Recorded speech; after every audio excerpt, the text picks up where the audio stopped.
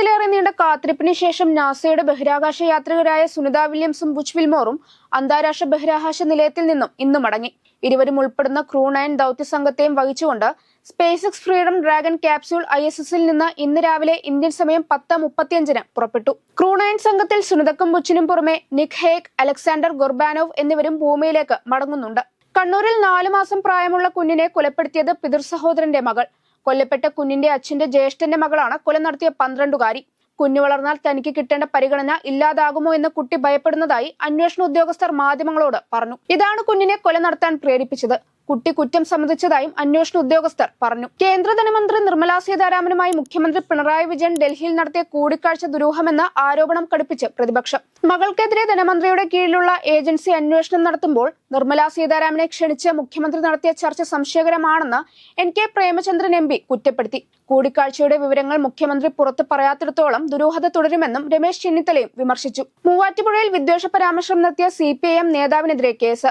ആവോലി local committee സെക്രട്ടറിയായ MJ ഫ്രാൻസിസിനെതിരെയാണ് Muvattupuzha police കേസെടുത്തത്. SDPI മൂവാറ്റുപുഴ മണ്ഡലം കമ്മിറ്റി കൊടുത്ത പരാതിയിലാണ് കേസ്. വെൽഫെയർ പാർട്ടിയും പരാതി നൽകിയിരുന്നു. ഫേസ്ബുക്ക് കമന്റിലൂടെ കഴിഞ്ഞ ദിവസമാണ് ഫ്രാൻസിസ് വിദ്വേഷ പരാമർശം നടത്തിയത്. വെഞ്ഞാറമൂട് കൂട്ടക്കൊലപാതക കേസ് പ്രതി അഫാനുമായുള്ള തെളിവെടുപ്പ് പൂർത്തിയായി. പെരുമലയിലെ വീട്ടിലെത്തിച്ചാണ് തെളിവെടുപ്പ് നടത്തിയത്. ചുറ്റിക വാങ്ങിയ കട, ബാഗ്, സ്വർണം പണയപ്പെടുത്തിയ സ്ഥലം തുടങ്ങിയ ഇടങ്ങളിൽ അഫാനെ എത്തിച്ചു. എലിവിഷം, പെപ്സി, സിഗരറ്റ്, മുളകുപൊടി തുടങ്ങിയവ വാങ്ങിയ കടയിലും അഫാനെ എത്തിച്ച് തെളിവെടുപ്പ് നടത്തി. ബൈക്കിലെത്തി ഫർസാനയെ കൂട്ടിക്കൊണ്ടുപോയ സ്ഥലത്തും തെളിവെടുപ്പ് പൂർത്തീകരിച്ചു.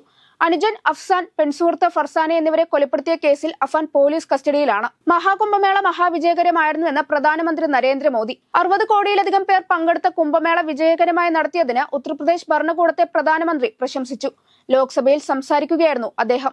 അതേസമയം പ്രധാനമന്ത്രി നരേന്ദ്രമോദി കുംഭമേളയെക്കുറിച്ച് ദീർഘമായി സംസാരിച്ചുവെങ്കിലും ജനുവരി 29 നടന്ന തിക്കിലും തിരക്കിലും കൊല്ലപ്പെട്ടവർക്ക് ആദരാഞ്ജലി അർപ്പിച്ചില്ലെന്ന് പ്രതിപക്ഷ നേതാവ് രാഹുൽ ഗാന്ധി കുറ്റപ്പെടുത്തി. പ്രധാനമന്ത്രി പറഞ്ഞതിനെ പിന്തുണയ്ക്കാൻ ഞാൻ ആഗ്രഹിക്കുന്നു.